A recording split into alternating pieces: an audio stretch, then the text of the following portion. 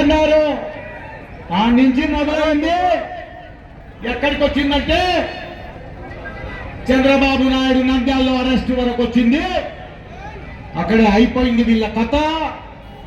ఊరికే దండగా బటన్లు నొక్కుతున్నా ఓట్లేస్తారని. ఒరే నువ్వు ఎన్నిసార్లు వచ్చినా ఏళ్ళు అరిగిపోయేటట్లా వచ్చినా వస్తలేవురు, డబ్బులు వస్తలేవురా.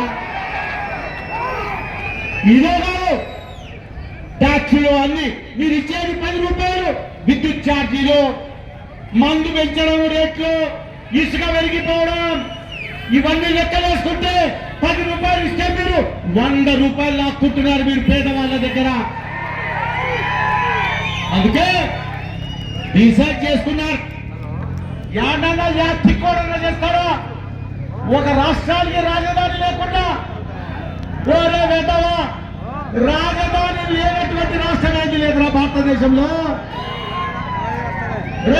అమరావతిలో పెడితే ఇది కాదు విశాఖపట్నం అంటే ఏంటి? విశాఖపట్నం నిక్కలు వేసుకొని సముద్రంలో స్నానం చేయదు కదా, ఈత కొట్టది కదా. అది న్యాయ రాజధాని కర్నూలు లాంటివి. ఏది న్యాయం రాజధాని, న్యాయ రాజధాని పాడు చేసి పెట్టే లాస్ట్కు హైదరాబాద్ ఏమైనా రాజధాని అనే ఓరే తిక్కోడా నిన్ను మెంటల్ ఆసుపత్రిలో చేర్చాలా. ఎన్నికలు అయితేనే విశాఖపట్నంలో చాలా మంచి మెంటల్ హాస్పిటల్ ఉంది, ఆ ఆసుపత్రిలో చేర్చే తప్ప నీ తిక్క కుదరదని చెప్పి తెలియజేస్తున్నా. ఇంకా చాలా మాట్లాడే శబరమ్మ కూడా మాట్లాడుతుంది. నీళ్లు, వ్యవసాయానికి నీళ్లు కూడా దుర్మార్గుడు. నీళ్ళల్లా వీడు చెన్నై వైపుకు పోయినారు తప్ప మనకు నీకు నీళ్లు లేవు. పంట వేసుకోకండి నోటీస్ ఇచ్చారు రైతులకు ఈ దొంగ కొడుకులు చెప్పి తెలియజేస్తున్నా. అందుకే ఈరోజు ఆయన మీద వ్యతిరేకత వచ్చింది. ఉద్యోగస్తులైతే ఉద్యోగాలు చేస్తున్న వాళ్లకు జీతాలు రావు. వాళ్ళు కూడా రేపు చూడండి అయిపోయి చెక్కుతారు వాళ్ళు తప్పకుండా. నిరుద్యోగులు ఉద్యోగాలు ఒక్క ఇంటికి రాలే, దళితులకు రాలేదు, ముస్లిం మైనార్టీలకు రాలేదు, బీసీలకు రాలేదు, మా రెడ్లలో కూడా ఒక్కరికి రాలే ఉద్యోగ. ఈ 5 ఏళ్ల పాలనలో కూడా నిన్ను సీల్చి చెండాడతారు చూడండి. సీల్చి చెండాడి ఎన్నికల్లో మరి ఉప్పు కారం పూసి కుట్లేస్తారు ప్రజలే.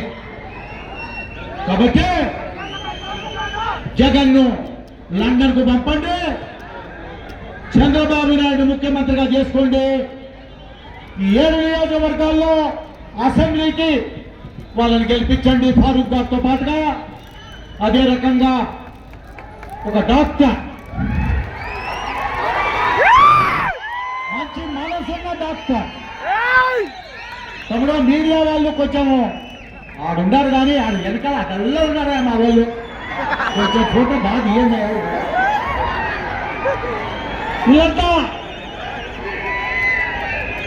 శబరమ్మ ఆమె ముందు తట్టలేడు, ఆయన తట్టలేడు, ఓడిపోయేది ఖాయ. ఈడ 2 శిల్పాలు 2 కాడసార్లు అవుట్.